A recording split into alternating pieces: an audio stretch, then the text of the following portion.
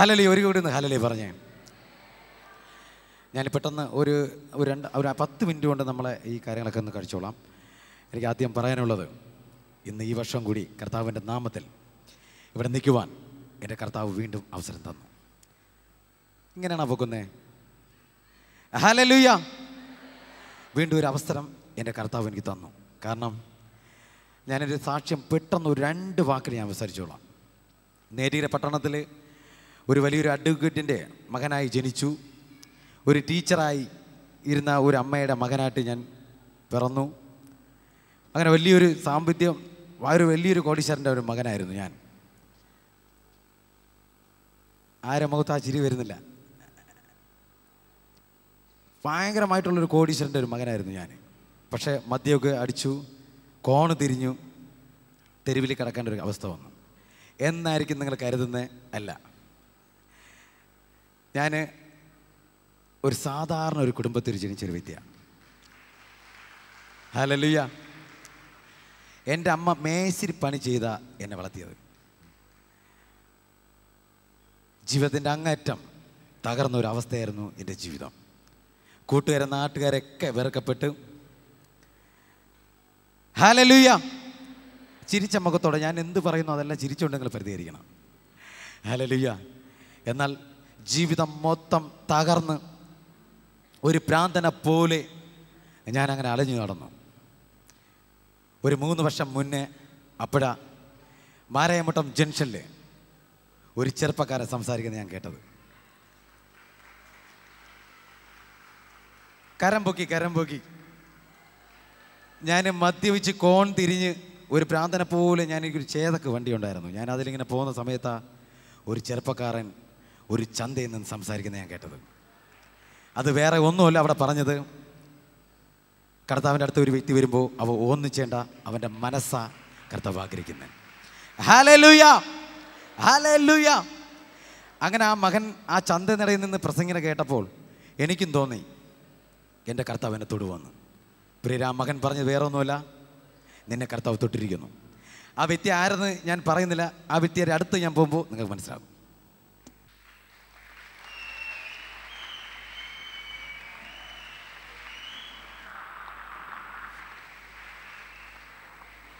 ഞാൻ ഇവിടെ പാട്ടൊന്നും പാടാൻ ആഗ്രഹിച്ചു. ഞാൻ എൻ്റെ കർത്താവിൻ്റെ സ്നേഹത്തിൽ ഒരു 2-3 മിനിറ്റ് നിങ്ങളെ ഞാൻ കൊണ്ടുപോകാൻ ആഗ്രഹിക്കുന്നു.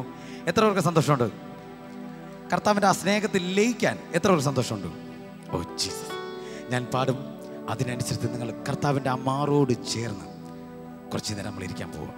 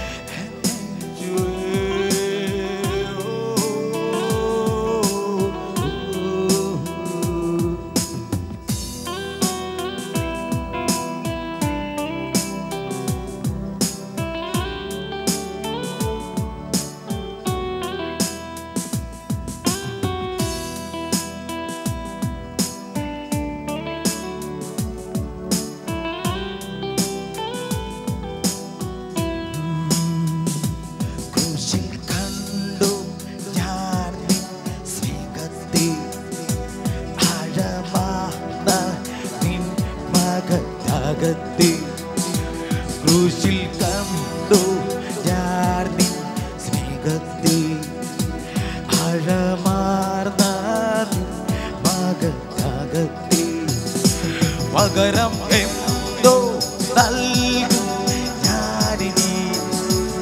ഹൃദയം പൂർണ്ണമാ നൽകും നാഥന.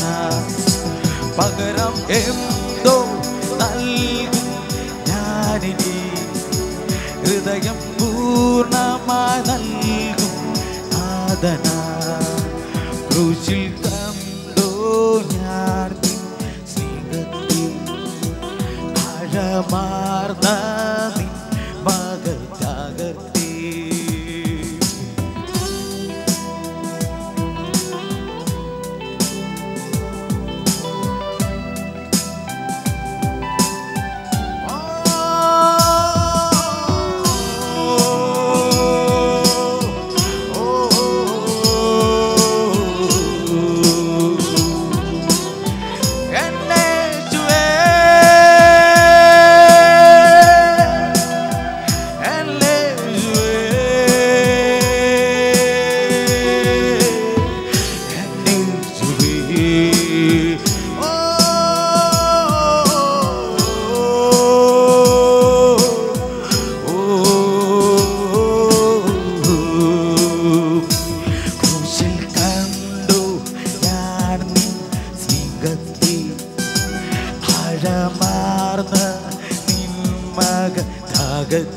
പടമോ ക്രൂശിൽ കണ്ടു ഞാൻ നിൻ സ്നേഹത്തെ ആഴമാർന്ന നിൻ മകത്യാഗത്തെ. പകരമെന്തോ നൽകും ഞാനിനി. ഹൃദയം പൂർണ്ണമാ നൽകും നാഥനാം. പകരമെന്തോ നൽകും ഞാനിനി. ഹൃദയം പൂർണ്ണമാ നൽകും നാഥനാ.